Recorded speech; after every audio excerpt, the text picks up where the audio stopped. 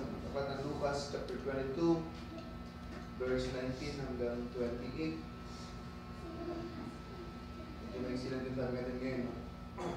And he took bread and gave thanks and brake it and gave unto them, saying, This is my body, which is given for you. Do in remembrance of me.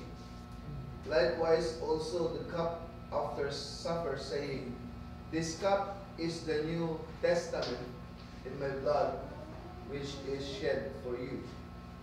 But behold, the hand of him that betrayed me is with me on the table, and truly the Son of Man goeth, as it was determined, but who unto that man by whom he is betrayed?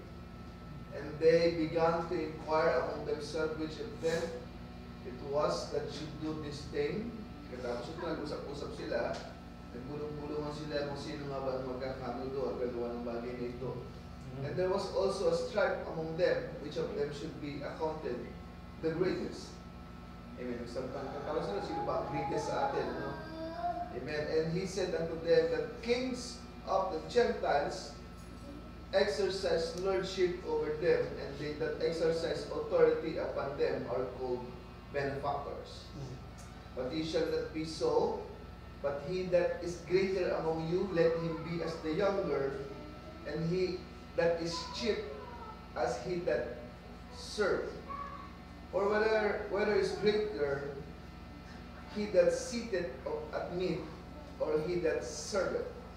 It's not he that sitteth at meat, but I am among you as he that serveth. Ye are they which have. Okay, sa verse 22 ng Book of Luke, amen, ay nagpahiwatig ng ating Panginoong Kristo sa mga disipulo, sa mga alagad. Sabi niya, sapagkat ang anak ng tao nga ay yayaon, ayon sa tinakda, datapwat sa baliya o taong nagkanulo sa kanya. Amen. So bago niya ito, dumating ang tagpong ito, amen, sinabi ng ating Panginoong Kristo, hallelujah, na siya ay aalis na. Amen. Ipinapakita niya na, pinapaalam niya na sa mga disipulo niya na siya ay yayaon na sa panahon na ayon sa tinakda ng ating Panginoon. Ibig sabihin, ang Diyos ang nagtakda ng panahon na yun. Amen. At wala tayong magagawa sa panahon itinakda ng ating Panginoon. Ibig ang mga alagad, hindi nila napigilan ang panahon na yun. Amen. Wala silang nagawa para kontrolin ang mga Roman soldiers na umuli sa ating Panginoon. Hindi nila maigawang maitago at maprotektahan ng ating Panginoon kasi ang Diyos ang nagtakda ng araw na yun. Say amen. So ngayong gabi, dahil ang Diyos ang nagtakda, amen, ang araw na ito, hindi tayo napigilan para maglingkod sa ating Panginoon. Muli ng ating Panginoon. Sabi ng Biblia, ayon sa tinakda, katapos sa abali o taong nagkanulo sa Kanya. Amen. At sila ay nagpasimulang mga tanong sa isa't isa kung sino sa kanila ang gagawa ng bagay na ito. In other words, nung sinabi ito ng ating Panginoon Kristo, amen, na mayroong magkakanulo sa Kanya, abay nagtalo-talo sila. Nag-discussion sila. Amen. At habang sila nagtatalo-talo, amen, sabi ng isa, at nagkaroon naman ng isang pagtatalo-talo sa gitna nila kung sino kaya sa kanila ang ibibilang na pinakadakila. Kita nyo? Nagpataasan na sila ng ere. Amen. Hallelujah. Sino kaya magkakanulo? Sabi ko siguro ng isa, hindi ako. Kasi ako ang pinakamalapit sa Diyos. Sabi sa, hindi ako kasi ako ang pinaka-friend ng ating Panginoon.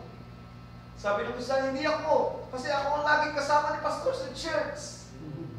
Hindi ako kasi ako ang lagi nasa church tuwing Sunday. Hindi ako kasi ako MC tuwing Sunday. Ako ang song leader. Ibig sabihin, nagtataltal sila kung sino ang pinaka-greatest sa kanila, kung sino ang pinaka-dakila. Amen? At kanyang sinabi sa kanila, ang mga hari ng mga hintil ay napapanginoon sa kanila, at ang may mga kapamahalaan sa kanila ay tinatawag ng mga tagapagpala. Tatapos sa inyo ay hindi gayon.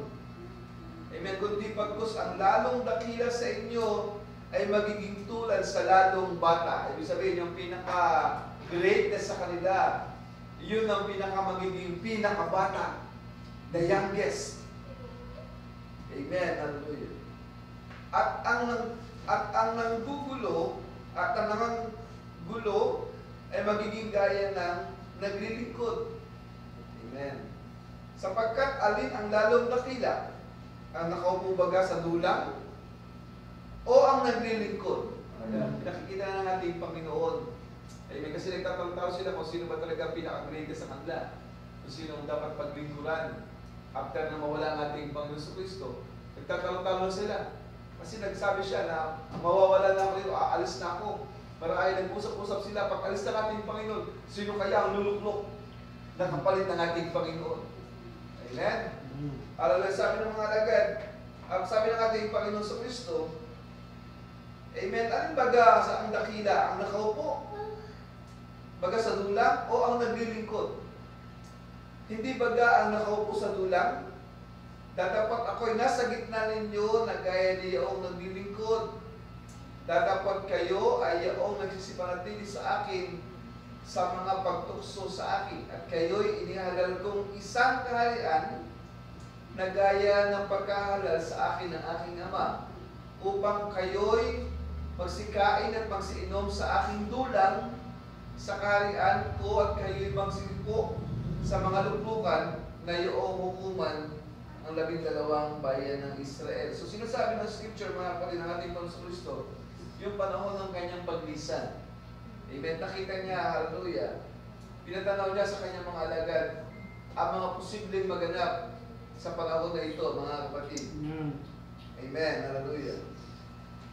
At amen, ito yung tagpo kung saan ang ating Panginoon, sabi sa verse 22, siya ay kumuha ng tinapay and took bread and gave thanks and break it. Pagkatapos siya kumuha ng tinapay ay nagpasalamat siya sa ating Panginoon, nagpasalamat siya and break it, at piniraso-piraso niya yung tinapay and gave them saying, this is my body, ito ang aking katawan which is given for you. Saan daw ibinigay ang katawan?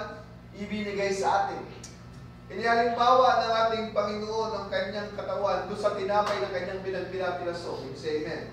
Nang sabi niya, which this is my body which is given for you. Do this in remembrance of me. Gawin nyo ang bagay na ito bilang pag-alaala sa ating Panginoon. Hallelujah. Sabi ng ating Panginoon, ano ba yung kanyang katawan? Sabi ng propeta ng ating Panginoon, this is the bread of life. Ito yung tinapay, ang katawan ng ating Panginoon.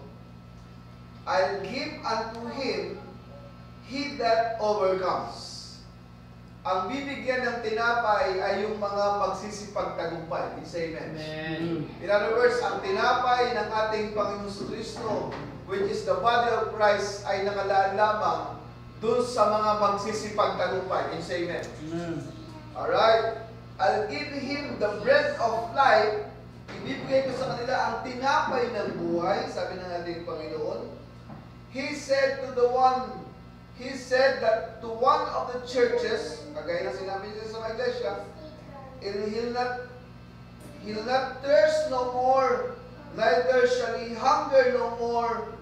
Amen. Sabi ng ating Panginoon, kapag nakatingin siya ng tinapay na ito, kailanman hindi na siya magugutom.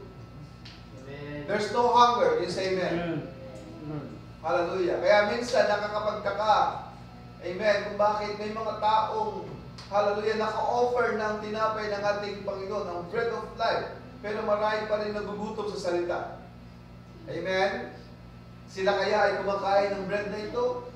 You know why? Kung bakit sila nagugutom? Because the bread of life is only for the overcomers. You say amen. Para lamang ito sa mga mananagumpay. At ang sabi ng propeta ng ating Panginoon, pag natanggap nyo ang tinapay na ito, wala na kayong thirst, wala na kayong hunger. Hindi na kayo magugutom, no more. Neither shall he hunger, no more. Pag sinabi ng ating Panginoon na no more, bakit talagang hindi kayo magugutom? Amen? Bakit nagugutom? Marahil hindi kumakain ng tinapay. Bakit nagugutom? Marahil hindi tumitikim ng tinapay na inihain ng ating Panginoon. We have eternal security as long as we are in the body of Christ. In other words, hanggat nasa iyo ang tinapay ng ating Panginoon, nasa iyo ang buhay ng ating Panginoon. Kinakain mo ang tinapay na ito ng ating Panginoon. Hallelujah. Kinakain mo, pinapartik mo yung body ng ating Panginoon. Nothing can separate us. Walang makapaghiwalay sa atin sa Diyos. Can you say amen? In other words, hanggat nandyan ang bread of life, hanggat nasa iyo ang tinapay ng buhay, walang pwedeng makapaghiwalay sa iyo sa pag-ibig ng Diyos. Sabi ng Biblia, di ba? Kamatayan ba? Tabak ba? Gutom ba? Wala kang hunger. Amen? In other words, pag nasa iyo ang bread of life, pag wala kang gutom, baka hindi ka na, walang kamatayan. Walang, hallelujah, sabi niya, ang gutom ba, ang pagkapahiya ba? Amen? Ang karukaan ba, maghihiwalay? Sabi, nothing can separate us. Amen? Nothing can touch us. Ibig sabihin, hanggat nasa iyo ang bread of life, walang pwedeng makagalaw sa iyo. Can you say amen? Nothing can touch us. If you go out and you go out by your own will, hallelujah, but just as sure if you're in the body of Christ, as sure as Jesus rose from the dead, the rise to God has eternal already done. Amen. Hanggat nasa iyo ang bread of life. Amen. Hallelujah. Sabi niya rito, saan ka man mapadpad, hallelujah, walang maghihiwalay sa iyo sa ating Panginoon. And today, sabi ng ating propeta, amen, maraming tao ang nakakarinig ng pagdating ng ating Panginoon. Kaya sa internet, nandyan na yan, di ba? Hallelujah, nandyan yung mga rumors of war at sinasabi ng mga tao na ito ay sound of the coming of God. The Son of God. The sound of the coming of the Son of God. Amen. Pero, kahit narinig nila ang sound na ito, marami pa rin ang nagre-reject sa ating Panginoon. Rejects and refuse to hear it. Amen. Bagamat nandyan na yung mga signs, nandyan na yung mga sounds of the coming of Christ. Amen. Pag sinabing sounds of coming, abay, talagang ipinapayag na. Maingay na ang ugong. Matunog na, kumbaga sa ibang terminology, matunog na ang pagdating ng ating Panginoon. Pero marami pa rin mga tao na still reject, amen, and refuse para pakinggan ang salita ng ating Panginoon. Amen. Hallelujah. You know that that's the truth, but God is preparing. It seems ridiculous. Nakakalungkot, sabi ng ating propeta. No? Amen. Nakakalungkot. Amen. Ang mga bagay na ito na, hallelujah, sa nangyayari sa tao, magabat narinig nila yung sounds of the coming. Amen. Ay patuloy pa rin nila na nire-reject. It seems ridiculous. Amen. Sabi ng iba, I can hear someone say, well, it does rain. I'll get on me a big poplar log and ride. Sabi ng iba, no? Amen. Halimbawa ito ng ating Panginoon sa panahon ng Noah. Nang marinig nila ang uulan, sabi daw ng ibang tao, abay, okay lang na umulan. Kukuha na ako ng piraso ng kahoy at sasakay ako doon. Amen. Oo nga naman. Pag magaling kang swimmer, pagka nakakuha ka ng isang piraso ng kahoy o gano'n, mabubuhay ka na. Amen. Sabi ng, I can hear someone say, sabi niya, well, kung umulan, I'll get on a big poplar log and ride. Kukuha ko ng malaking kahoy at then sasakay ako doon. But the big poplar log sunk. Pero yung malaking kahoy na ito ay lulubog. And so will everybody poplar log sink when Jesus Christ returns. So marami mang ginagawang malaking kahoy na sinasakyan. Ano ba ito? Maraming tao nakasakay sa malaking poplar log ngayon. Ano yung tipo ng poplar log? Mga simbahan. Maraming mga tao ang nakadepende sa simbahan. Did you say amen? Pag tinanong sila, amen, anong kabilang ka? Ang tinatanong nila ay sekta, religion, ang church, ang kanilang focus. Amen? Bakit wala kayo sa church na ito? Amen? Wala kayo sa simbahan namin. Wala kayong kaligtasan. In other words, nakadepende ang kanilang kaligtasan sa simbahan. Did you say amen? Pero sabi dito, mga kapatid, darating ang panahon na maging ang malaking poplar log na ito malaking simbahan na kinakandungan para gawing timpulan ng mga tao, para maging sakayan ng mga tao, will sunk when Jesus Christ returns. Pagbalik ng ating Panginoon Kristo, lulubog ang lahat ng papaulag na ito. Amen. Hallelujah. Everything that's not in the body of Christ will be left here. Lahat ng wala sa katawan ng ating Panginoon ay maiiwan. Alright? Hallelujah. As it was in the days of Noah, so will it be in the coming of the Son of Man. Kung paano daw na yung mga nandoong tao sa panahon ni Noah, ganoon din daw ang pagdating ng ating Panginoon sa Kristo. Marami ang nakarinig ng pangangaral. Amen. Marami ang nakatungay ng preaching. Marami ang nakakita kung paano ginawa ni Noah ang ark. Pero marami pa rin ang nag-reject at nag-refuse to listen to the word. You say amen. The same as sa ating panahon. Hallelujah. Marami, hallelujah. Amen. Ang nakakarinig ng pangangaral na ito, pero marami pa rin tao ang nag-reject ng word of God. Amen. At ministry pa nilang mas bigyan ng pabor na ipagmalaki ang simbahan kaysa ipagmalaki ang ating Panginoong Kristo. Amen. Jesus never asked this. Pagdating ng ating Panginoon, hindi naman niya tatanong, o yan ang simbahan kakabilang. Amen. Malaki ba ang church mo? Maganda ba ang church mo? Maganda ba ang tugtugan sa church nyo? Amen. Mala-orkestra ba ang inyong tugtugan sa simbahan? Hindi yan ang itatanong ng ating Panginoon. At nevertheless, hallelujah, hindi rin niya itatanong kung gano'n ka kabait. Marami ka bang natulungan? Amen? Marami ba kayong feeding program sa church? Hindi yan ang itatanong ng ating Panginoon. Jesus never asked this, will I find righteousness? Hindi ba tinanong ng ating Panginoon, makakasumpo kaya ako ng righteous? Hindi yun ang tinanong ng ating Panginoon. Will I find people that's living good? Makakasumpo kaya ako ng mga taong maganda ang buhay na nabubuhay ng tama? Hindi yun ang tinanong ng ating Panginoon. Sabi ng ating Panginoon, pagbalik niya dito, sabi niya, will I find faith? Makakasumpong kaya ako ng pananampalataya. Amen. Naalala niyo ba sa Book of Corinthians? Amen. Maraming tao doon nag-speak in tongues. Nagpa-prophesy. Amen. Nagpapaliwanag ng mga unknown tongues. Pero hallelujah, walang pananampalataya. Walang pag-ibig. Amen. Hallelujah. That's why kinarikit ni Apostle Pablo sa Book of Corinthians. Okay? So, ganun kaalaga ang bread of life. Ganun kaalaga na kailangan matanggap natin ang katawan ng ating Panginoon sa Kristo. Amen. Maraming hindi nakakaunawa nang sabihin ito ng ating Panginoon, I am the bread of life. Kainin niyo ang katawan na ito. Anong sinasabi ng mga tao? Aba, ginawa pa kami vampira ng ating Panginoon, mga carnival. Hindi nila napag-unawa. Amen. Nagdarating ang tipo ng panahon ito, hallelujah, that Jesus Christ is the bread of life. And what is that? The Word of God. You say amen.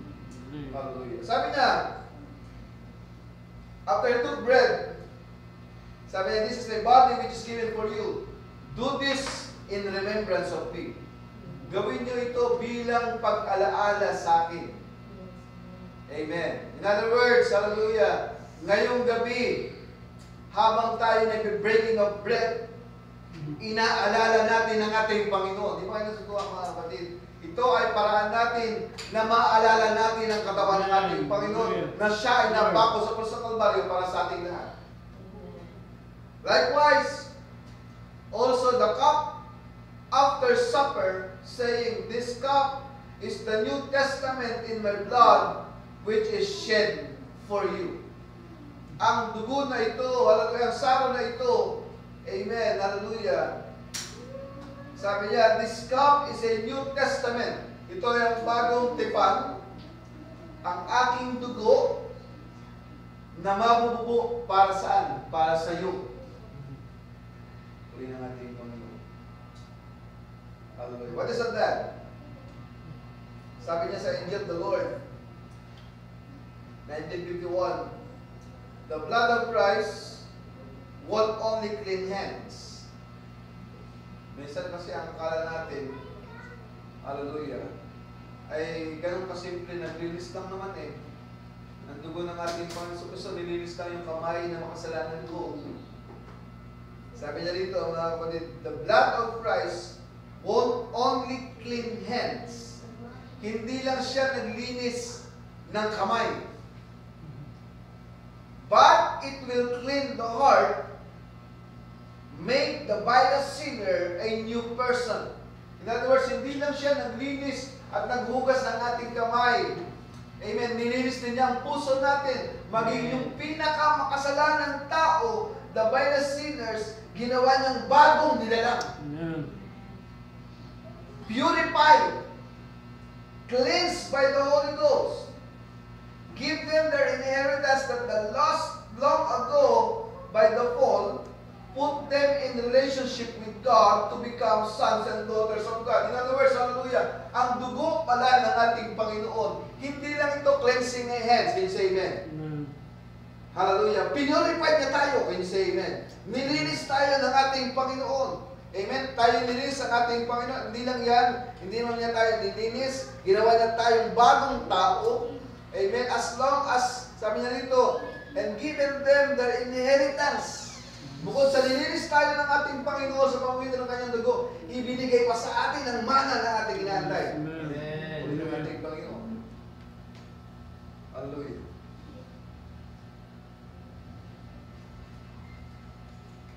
Sabi ng isang commercial, nakakita ko sa commercial, hallelujah, sa isang gasoline station. Pag yung isang kotse, sa magandang kotse, sinalinan ng isang klase ng magandang gasolina.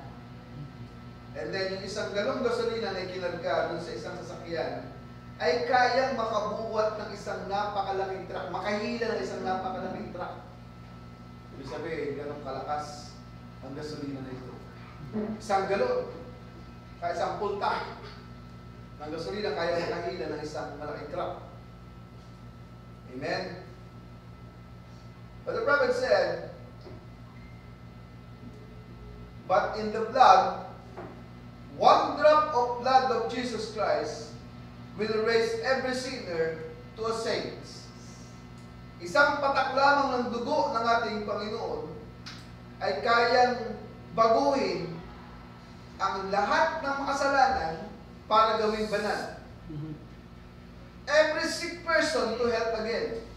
Lahat, amen, ng may sakit, pwede niyang pagalingin in one drop of His blood.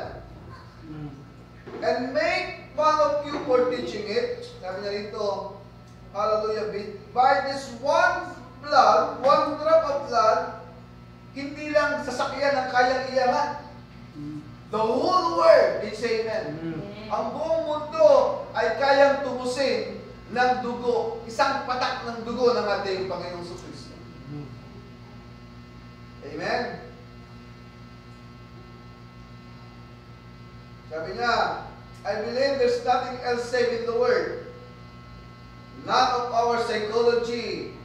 Hindi kaya iligtas ang mundo ng psychology nang by joining church or shaking hands and forms of baptism has nothing to do with our salvation.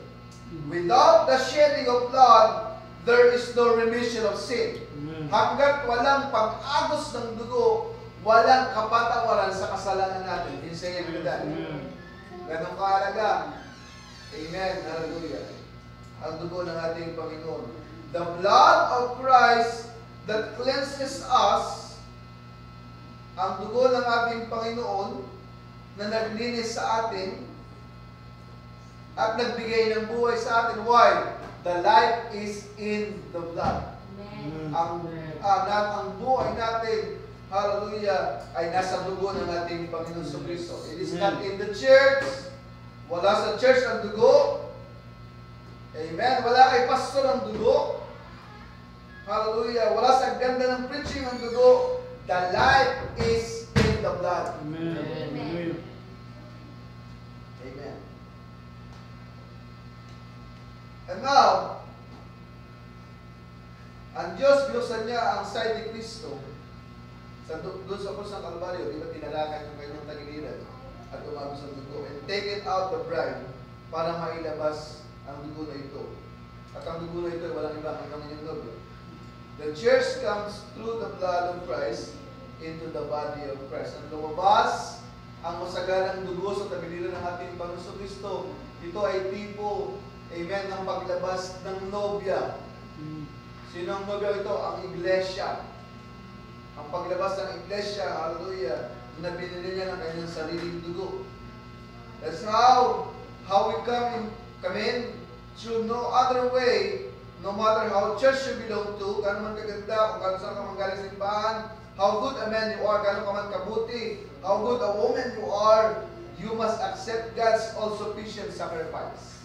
Kailangan tanggapin natin, hallelujah, ang sakripisyo ng ating Panginoon. His provided way. Kung hindi mo tatanggapin to, you are lost. Sabi niya dito, you are lost. That's right. That's the only way you can come in. Is through there. Kung saan tayo lumabas, doon din tayo babalik. Say amen. Kung tayo ay lumabas sa tagiliran ng ating Panginoon, doon niya rin tayo ibabalik. Say amen. Kung si Eva ay kinuha sa tagiliran ng tadyag ni Adan, doon din tayo ibabalik ang ating Panginoon sa kanyang tadyag.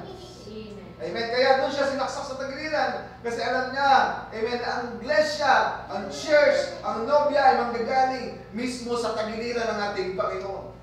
Yes. Amen. Muli ng ating Panginoon. And then, that's the only way you can come in.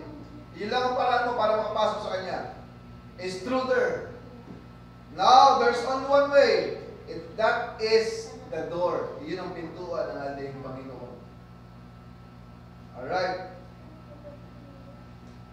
Hallelujah. One thing, naalala niyo ba mga kapatid yung kwento ni Joseph?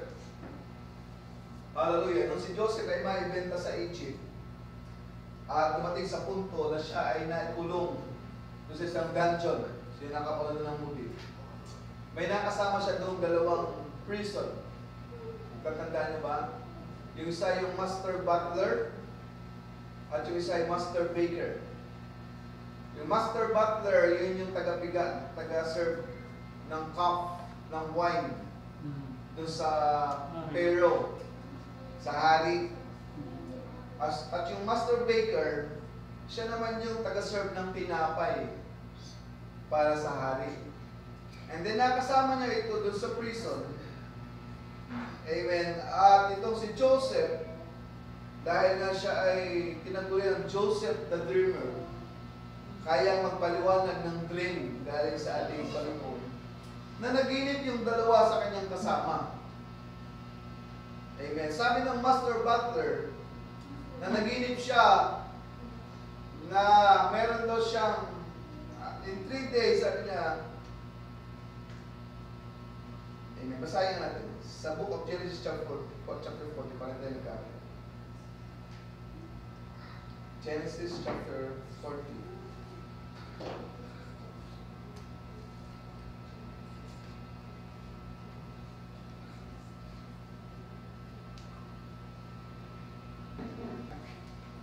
And came to pass after these things that the butler of king of Egypt and his baker had offended the Lord, their Lord, the king of Egypt. And dumating sa punto na naginip yung butler, ang sabi niya, and they dream and dream one of them, each man is, ang sila na naginip, and one, each man according to the interpretation of his dream, the butler and the baker and the king of Egypt, which were bound in the prison. Sabi rito, sabi ng butler, and the chief butler told his dream to Joseph. Sinabi ng butler yung kanyang panaginip ni Joseph, and said to him, in my dream, ako yung naginip sa aking panaginip. Sabi niya, behold, a vine was before me. Meron akong dalang vine, yung ubas. And the vine were 3 branches. Kaya meron siyang, sa puno ng ubas, may 3 sanga, sabi niya. At siyang pawang sumupling naman, namumulaklak, at ang mga buwig niyaon ay nagtaglay ng mga ubas na hinog. Yun ang panaginip ng butler. At ang saro ni Paraon ay nasa aking kamay, at kumuha ko ng mga ubas, at aking pinabibigas sa saro ni Paraon, at ibinigay ko ang saro sa kamay ni Paraon. Sa loob ng 3 araw ay ditindig ni Paraon ang iyong ulo. Ito sinabi ni Joseph. At sinabi ni Joseph sa kanya, ito ang kapaliwanagan niyon. At tatlong sanga ay 3 araw, sabi niya. Sa loob ng 3 araw ay titindig ni Paraon ang iyong ulo, at isasauli ka sa iyong katungkulan, at ibibigay mo ang saro ni Paraon sa kanyang kamay, na gaya ng kanyang ginawa mong dati nang ikaw ay kanyang katiwala. Datapwat, sabi niya, nung ipinaliwanag niya yung panaginip, after 3 days daw, amen, siya ay babalik doon sa hari at mag-serve ng saro, ng wine. Amen. Sapagkat, sabi niya, dapat alalahanin mo ako kung ikaw'y mapabuti sa sinasama ko. Sabi niya, pagka nandun ka na, sabi ni Joseph, alalahanin mo naman ako. Remember me. Amen. Hallelujah. Sapagkat ako'y tunay na ninakaw sa lupain ng ito, sabi niya, pinalawalan niya. Hindi, sabi mo sa baker naman, sabi niya, na makita ng puno na magtitinapay na mabuti ang kapaliwanagan, ay sabi kay Jose, ako'y nanaginip din. Joseph, sabi niya, at narito 3 bakal ng tinapay na mabuti ay nasa ibabaw ng aking ulo. At si Jose ay sumagot at nagsabi, ito ang kapaliwanagan niyaon. Sa verse 17. At saka ibabawan ng bakal ay mayroon ng lahat ng sari-saring pagkain niluto para kay Paraon. At kinain ng mga ibon sa bakal ang nasa ibabaw ng aking ulo. At si Jose ay sumagot at sinagsabi, ito ang kapaliwanagan niyaon. 3 bakal ay 3 araw. Parehas nung sana, para silang 3 days. 3 araw, sabi niya, 3 bakal ay 3 araw. Sa loob ng 3 pang araw ay itatas si Paraon ng iyong ulo at ibibitin ka sa isang punong kahoy at kakainin ng mga ibon ng iyong mga laman. Sabi ni Jose doon sa baker. Tangyari ng 3 araw, nang siya'y kapanganakan kay Paraon ay kumuha siya ng isang piging sa lahat ng kanyang likod at nagtindig niya ang kanyang ulo at ang puno ng katiwala ng saro at ang ulo ng puno ng magtitinapay. At ibinalik niya ang puno ng katiwala ng mga saro sa kanyang pagkatiwala ng saro at ibinigay ang saro para sa kamay ni Paraon. Katapos ang puno ng magtitinapay, yung baker, ay ibinitin ng isang puno ng kahoy gaya ng pinaliwanag sa kanila ni Jose. Gayon may hindi na alala si Jose ng puno ng katiwala ng saro, kundi nakalimutan siya. So, pinapakita mga kapatid, hallelujah. Amen. Ano ang kinalaman nito sa ating panahon? Ano ang kinalaman ng baker at ng butler, hallelujah, sa ating panahon? Yung master butler ay tipo, amen, hallelujah, ng dugo ng ating Panginoon. It represents the blood. Diba, naalala niyo ba? Nang ibigay niya ang saro, sabi ng ating Panginoon Kristo, do this in remembrance of me.